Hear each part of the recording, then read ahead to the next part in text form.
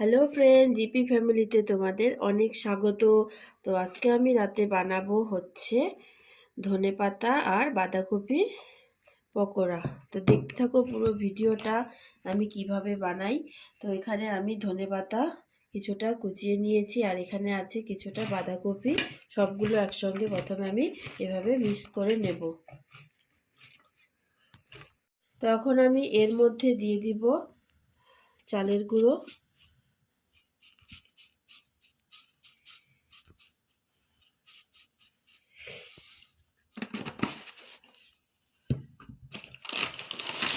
তারপর দিয়ে দেব বেসন,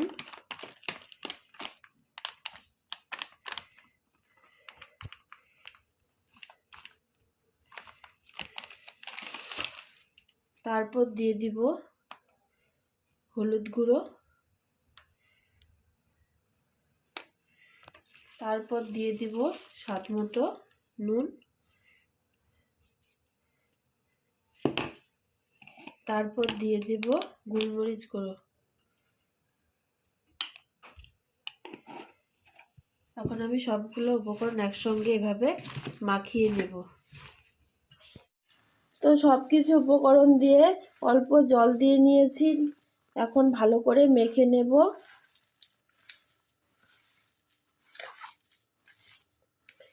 এইভাবে ধনেপাতা আর বাঁধাকপি একসঙ্গে মিক্স করে পকোড়া ভাজলে দারুণ লাগে খেতে।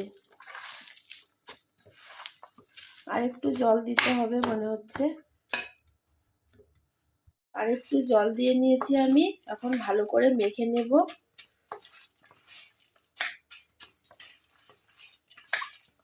তো এটা মাখা কমপ্লিট হয়ে গেছে, এখন আমি পকোড়াগুলো ভেজে নেব। তো আমি এখন একটা তাওয়া বসিয়ে দিয়েছি, গ্যাসটা জ্বালিয়ে দিয়েছি। তাওয়াটা গরম হলে দিয়ে দেব তেল। তো তাওয়াটা গরম হয়ে গেছে, এখন আমি দিয়ে দিব সাদা তেল।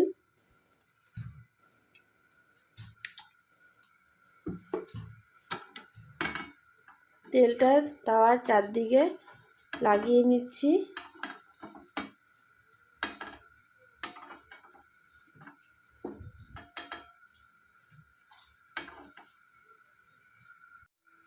তো তাওয়াটা গরম হয়ে গেছে, তো এখন আমি পকোড়াগুলো ছেড়ে দেব। এই যে এরকম করে নিয়ে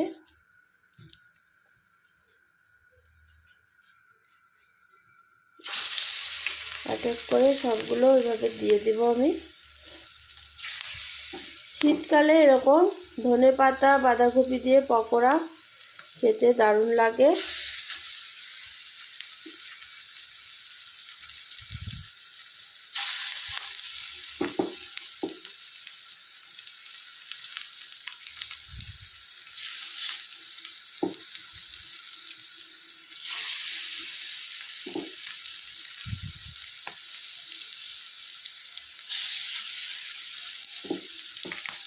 তো এটা আরও ছোটো করেও ভাজা যায়, আমি একটু বড় বড় সাইজেরই বানাচ্ছি।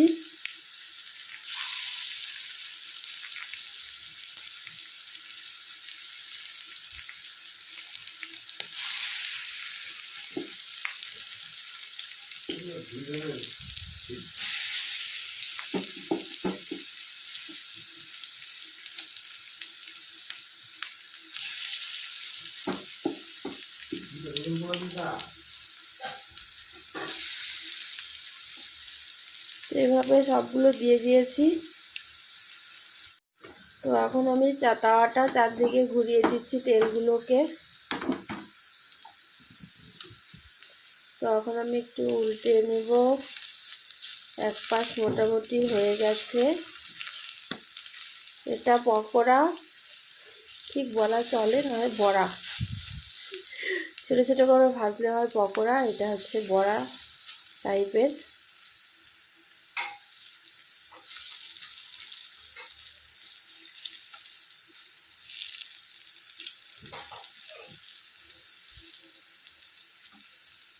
এভাবে ভাজলে তেলও কম লাগে, খেতেও ভালো লাগে।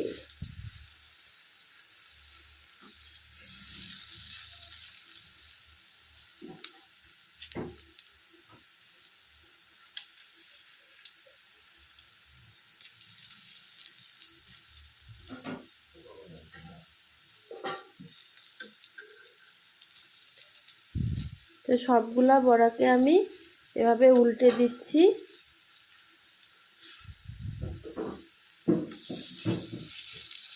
তো এখন 1 মিনিট মোটামুটি হয়ে গেছে। তো আরেক পাশে মোটামুটি এখন ভেজে নেব লাল লাল করে উল্টে পাল্টে।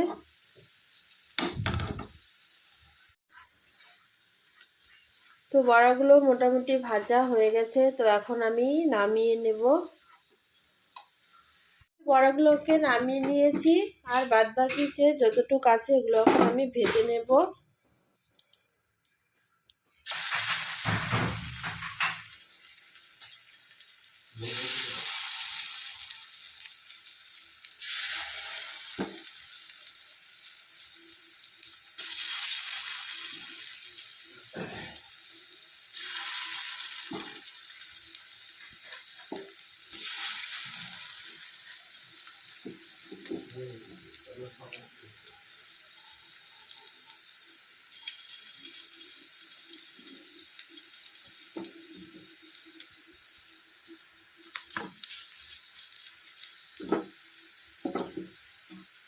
তো সবগুলো দেওয়া হয়ে গেছে। তখন এগুলোকে আমি উল্টো পাল্টে ভেজে নেব।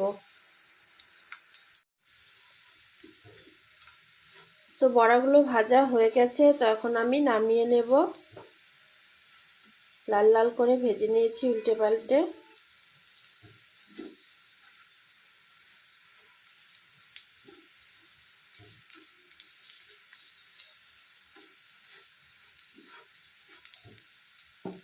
তো এখন নামাবো।